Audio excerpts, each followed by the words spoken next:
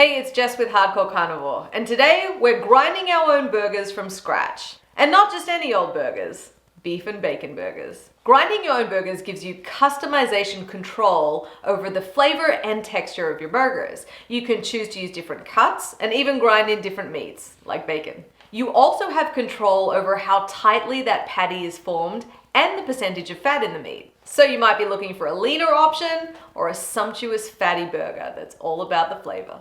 I'm going to be using my LEM Big Bite grinder to get the job done. I usually use it for my deer processing, but there's no excuse not to use it all year round. So let me show you how easy it is to grind your own burgers at home. Here's the meat I've chosen to make my custom burgers. I'm using a pound of chuck meat, a pound of smoked bacon, and a pound of brisket chunks. I cut the meat into small pieces, then I put it in the freezer for 20 minutes to get nice and cold without freezing completely.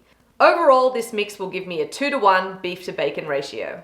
I'm using the smallest grind plate for these burgers, and I'm actually going to be passing the meat through the grinder twice to get the optimum blending result.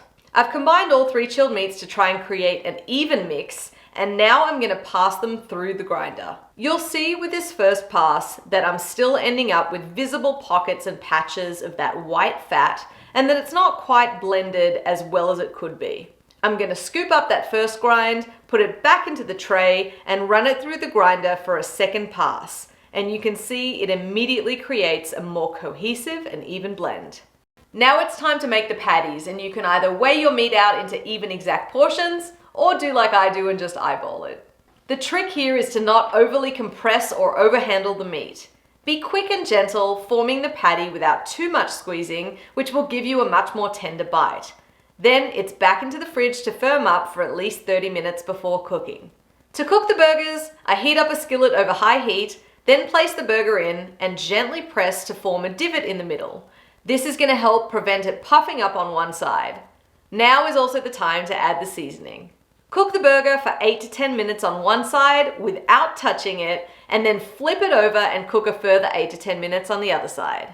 Now technically you should be cooking all of your ground meat to 160 degrees for it to be considered safe, and it's even more important now that we've got that bacon in there. So just use a meat thermometer for that precision check.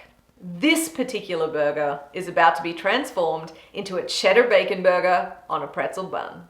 I've toasted up that pretzel bun and I'm going to slather it with some whole grain mustard, and then I've also whipped up a quick cheddar sauce, but you can absolutely use sliced cheddar instead. Slide the burger patty onto the bun, then top it with the cheddar sauce. And remember that with burgers, the messier it is, the tastier it is. And there you have it, a custom homemade ground bacon cheddar cheeseburger on pretzel bun. Heck yeah.